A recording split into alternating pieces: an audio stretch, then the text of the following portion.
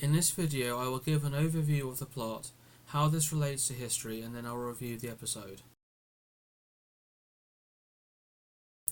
The episode starts with Harold riding south as fast as possible. Has William landed? The episode cuts to William landing, but he does not slip on the shale as he lands. Harold arrives in London, being told of William's landing. Harold summons Morcar. Many troops were left in the north. Harold needs to raise a new army. Githa asks about Tostig, and Harold mentions he perished like a hero, and she slaps him. Edith is also upset. Harold is upset about Tostig also, but he is happy to see his daughter. Edith speaks to Harold, wanting to leave England because she fears Harold will lose and William executing their children. Harold threatens to stop her, but her mind is unchanged. William finds out about Harold defeating Hardrada, and gives orders to ravage the land to force Harold to quickly offer battle. William needs to win. Back in Normandy, Matilda has the names of the conspirators from Baron Richard. Githa confronts Harold about wanting the crown and not protecting Tostig. What has the crown done to Harold? This is not what Godwin wanted or worked for, and Harold is demanding this. If Harold fails, it would have all been for nothing.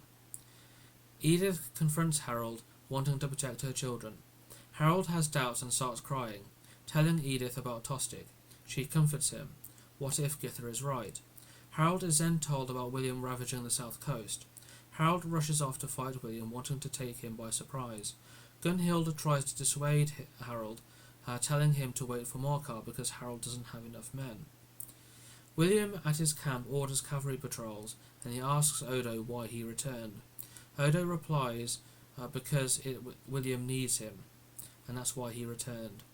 Matilda is confronted by Baldwin, who asks why she made herself regent.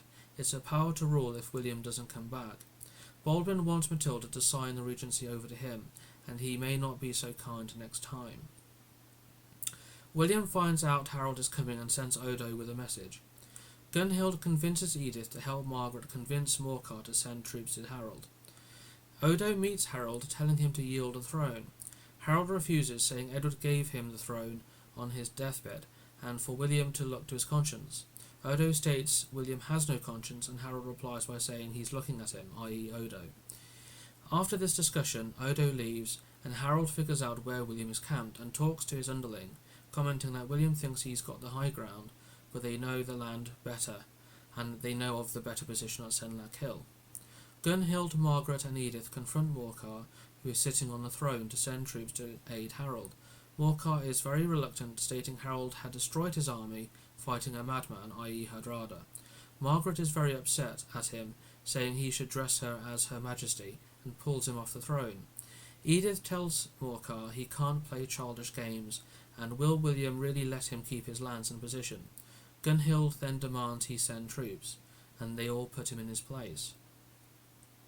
Harold prepares for battle. Githa tells Edith her children need her strength. The tense night before the battle. The next day both sides line up. William must strike before Morcar's reinforcements arrive. Harold gives a rousing speech about defending their land. William also gives a rousing speech saying God granted England to Normandy, and they are liberators. Now, neither of these speeches comes even close to Henry V. It's very lackluster. The archers come forward, loosing the arrows with little impact. The infantry is sent in, and there is a bloody melee. The Norman infantry withdraw, and the archers let loose again. Harold needs to hold, and is informed Morcar is on his way. With these troops they can annihilate William. Norman archers are active. Edith is still in London and can't leave because the ports are closed, and she has no royal warrant to leave. She fears Harold will lose. Morcar is on the way. There is brutal infantry fighting, and the English numbers are wearing thin. Matilda summons Baldwin, giving him a piece of paper stating how much she is willing to give him for France's protection. There is nothing on the paper because she is giving him nothing. The Normans believe in William. Baldwin wants Normandy, but a sword is put to him, and Matilda grants him his life, and he leaves. Morcar observes the battle and will not move forward. Harold is told of this, and he comments that Morcar is waiting to see who wins. William is losing too many men in the desperate fighting. Harold wants to move his army further up the hill. William charges up the hill, losing his horse, and is thrown to the ground, apparently unconscious. Now this is a ruse. Odo says the Duke has perished, the Normans start to retreat, some English break ranks going after them. At this point, William wakes up, Odo rallies the men, and the Normans counterattack. There is continued bitter fighting, with William now fighting on foot. Harold and William fight each other. William wants Harold's crown, and he knocks the crown off Harold's head as they fight. Harold knocks William to the ground but hesitates, and he is then dispatched by 3 Norman soldiers. William puts an arrow in Harold's eye. Odo proclaims William king. Gunhild informs Edith of what has happened, giving her a key to Harold's chest, which she opens, triggering flashback memories. Matilda is informed of William's victory. Edith goes to the battlefield and William is eating. He orders that Edith be taken inside his tent. Harold is on a table, and she is asked to identify her husband, so that it can be confirmed by someone who knew him. That's Harold. Odo keeps bleating on about God's arrow and is really quite annoying. Edith tells William, what about her children? Will they be hunted? William tells her to take them far away. Then Edith confirms that the remains are Harold's. Odo crowns William in Westminster Abbey. Morcar is there. Edith, Margaret, Githa and Gunhild leave England. It is true that Harold rushed south to London upon hearing William had landed in the days after Stamford Bridge, and he left part of his army in the north while he travelled with his housecarl south. On the morning of the 20th of September 1066, when crossing the Channel, William finds his ship alone. He sends a man up the mast as lookout while he had breakfast. The fleet appears after the morning mist had cleared. This was not included in the episode, and it could have added a bit of drama to a show that lacks it. William slipped when he landed in England, which was seen as a bad omen, but he was quick in stating that he has seized England with both his hands. There is also the story of him putting his armour back to front on the morning of the battle, another bad omen which he laughs off. Neither one of these is included in the show. Harold did know Sussex and the land well. It was the ancestral origin of the Godwin family, because the man held as Godwin's father was called Wulfnoth Sild, who was accused of treason by Edric Strona's brother Britric, and exiled by Ethelred the Unread. Ethelred's son Ethelstan, in his will, gave Godwin the estate at Compton that had belonged to his father. By 1066, Harold had about 1,200 hides in Sussex, representing about a third of the Shire. His knowledge of the ground and his observation of Norman tactics when in Normandy would have influenced his choice of battleground. Harold's landholding and ancestral connection to Sussex is also why William ravaged the area to provoke Harold into an early battle. William needed to win, whereas Harold needed to draw and trap William in the beachhead. William's tactic worked. Now there is another reason that will be explained in a moment.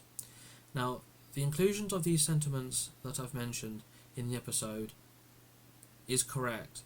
The show has Gunhild trying to convince Harold to wait for more men and not to rush to battle. Historically, it was Gurth, Harold's younger brother and Earl of East Anglia, along with their mother Githa, trying to convince Harold to wait. Harold refuses. Gurth suggested that he lead the army due to Harold's oath, with another story being that if Gurth leads an army to fight William but is defeated, this leaves Harold free to raise another army to fight a weakened William. While there is some merit to this, Harold was elected king because he was a strong man experienced in war and government, unlike the 14-year-old Edgar. As king, it was his job to defend the kingdom and his people by leading armies into battle against their enemies. Harold had no West Saxon royal blood. Had he not gone to battle to perform his duty as king in defending the kingdom, it would bring up certain questions about his candidacy to be king. Is there something to the oath to William, as an example? He had to go to battle, and indeed had he won so soon after smashing Hardrada, it would have enhanced Harold's reputation. Neither Edwin nor Morcar fought at Hastings, but they did go to London, where a large force had gathered after the battle. Now, Harold spent a week in London gathering his army. Now, in terms of the size of the armies, it is said that Harold left with a third to half his total force. The accepted figure for both sides at the battle is 7,000 to 8,000 men, with estimates ranging between 5 to 10,000.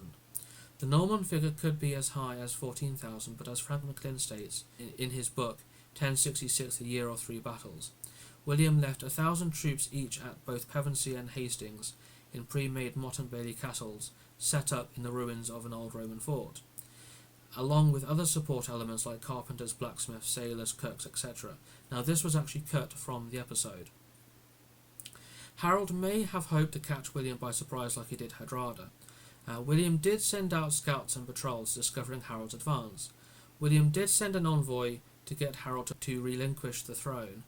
Whether this was Odo is unknown. It could easily have been William Fitzosborne, who was William's right-hand man, or someone completely different.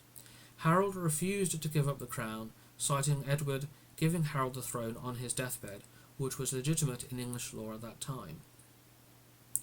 Both sides marched to battle early on the 14th of October. William observed the English occupying Senlac Hill, being 800 metres long and about 1,500 metres deep. It was also a very steep hill. Peter Rex said in his books on Harold, the ridge was about 440 feet to 800 feet and about half as deep, so roughly matching the figures I gave a moment ago. The better armed and professional housecarls formed the front line, and the lesser armed and trained feuard were in the rear. The army was 10 to 12 ranks deep. Harold's position was flanked by deep ditches and streams, meaning that it couldn't be outflanked. There were also marshy areas on the battlefield. William formed up. The Bretons were on his left flank, the Normans were in the centre, with the Flemings and other French on the right flank. The battle started at 9 a.m. William first sent in the archers, who loosed their arrows either too high, landing in the Anglo-Saxon rear, or too low, going into the front of the English line or into their shields, and it had very little impact. William sent in his infantry, and as they got closer to the English line, the English threw javelins and rocks at the Normans before they clashed in a bitter fight. The Normans made no progress and withdrew. It is also said that among the English line, that those who had perished couldn't actually fall to the ground because they were so tightly packed.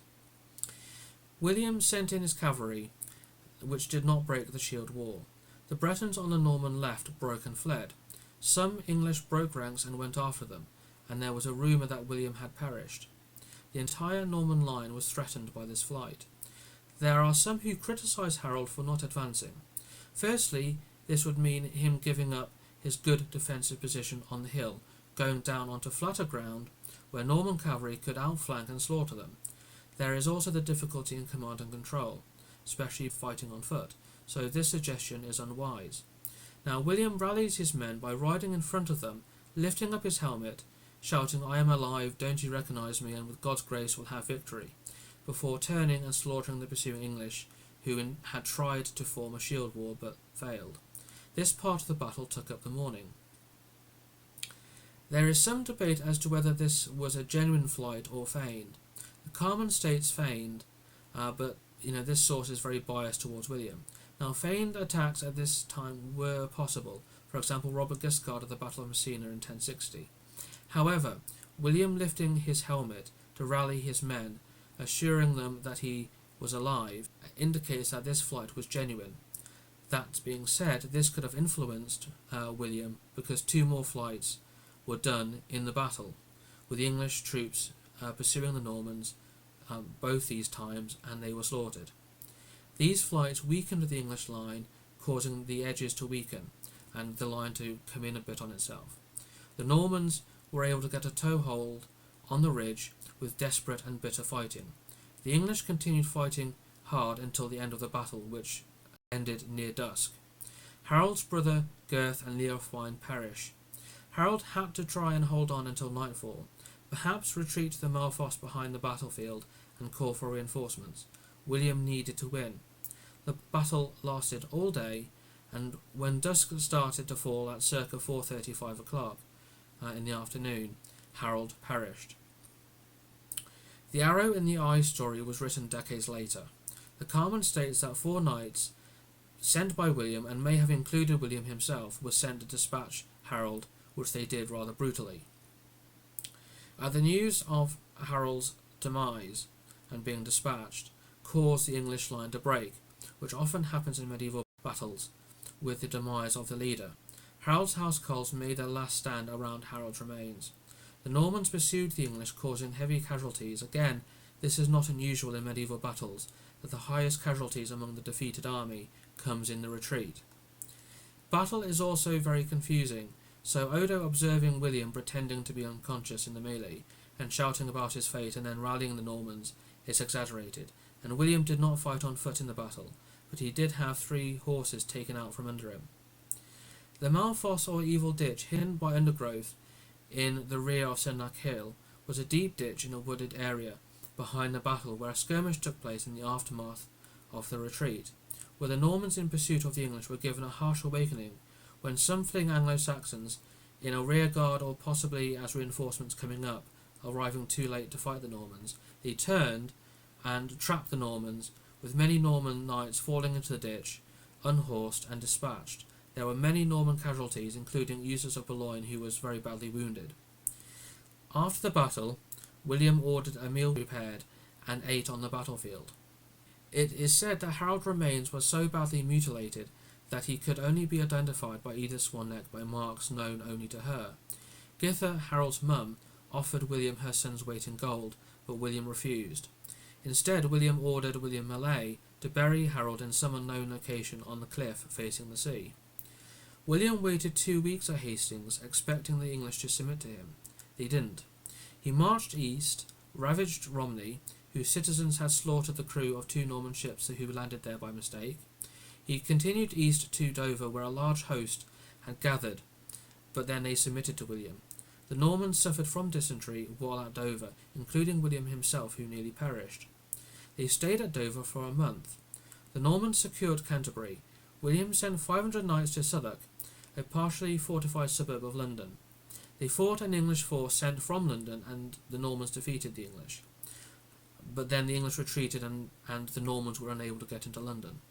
The Normans were shocked by the fierce defence and could not cross London Bridge, and they destroyed Southwark instead. Following this, William ravaged his way through Surrey, southern Berkshire, before going to Wallingford in Oxfordshire, where a compliant English thane, Wigot, allowed William to cross. William continued to ravage on the north side of the Thames. Stigard, who was Archbishop of Canterbury, Eadred, Archbishop of York, the English clergy, Edwin, Morcar and Edgar, submitted to William at Berkhamsted. There was a further skirmish when the Norman knights entered London. William was crowned on Christmas Day 1066 by Eadred, Archbishop of York, not by Odo, and the crowd assembled when asked whether they accepted William as king responded so loudly the Norman guards outside thought there was a riot and they burned the buildings around Westminster. The congregation fled, leaving William quaking in his boots within Westminster Abbey. Now all of this was cut from the show, and would have actually added something to what was a lacklustre show. Now Edward's wife, Edith, was allowed to continue with her estates, except for her dowry, because she submitted early to William, and also she was Edward's widow. Nothing is known about what happened to Edith Swan-Neck after identifying Harold. Harold's church wife, Edith of Mercia, was sent north into Mercia out of William's grasp, along with her son, called Harold, before moving to Viking Dublin, then to Norway, where in 1096 Harold was mentioned being in the fleet of Magnus Barefoot in his campaign in Orkney, Shetland, the Hebrides, and the Isle of Man and Anglesey. Githa rebels at Exeter in 1068, and Harold's son Godwin, Edmund and Magnus raid the southwestern coast in 1068, with a force of 52 ships with potentially 2,000 to 3,000 men raised in Dublin. They were rebuffed at Bristol and defeated at the Battle of Bleeden. In 1069 they raided the southwest coast again, and defeated at the Battle of Northam. One brother, often said to be Magnus, perished. The surviving brothers, Harold's mother Githa, and his daughter, also called Githa, fled first to Flanders, then to Denmark, where Harold's cousin Sweyn Estridsson was king. There are suggestions that Magnus didn't perish.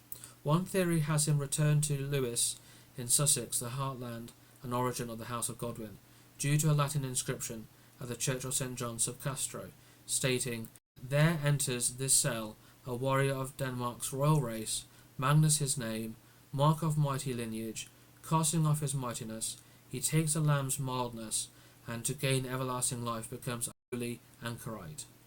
Another theory suggested by Polish historians is that Magnus carved out a position for himself in Poland and married an unrecorded sister of Boleslaw II, the ruler of Poland, or a sister of Boleslaw's wife.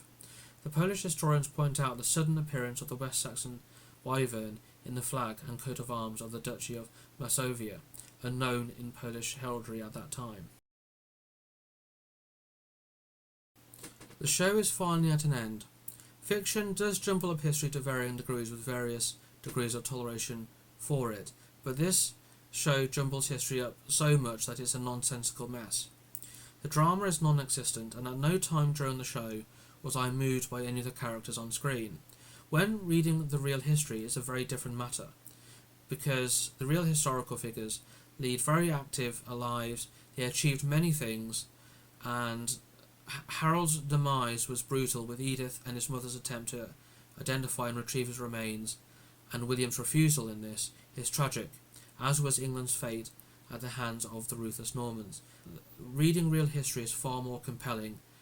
You don't get any of the tragedy, you don't get any of the achievements of these historical figures from the show. William is shown as a bland man, trying to be likeable instead of the ruthless, determined and cruel man he was. He was also very pious as well. The characters have no depth, and there's no sense of time scale in the series, which has condensed 23 years into a much shorter period. It's a bad show. It is much better to read real history about the real events than to watch the show, which is simply terrible. Well, thank you for watching, and I hope to see you in the next one.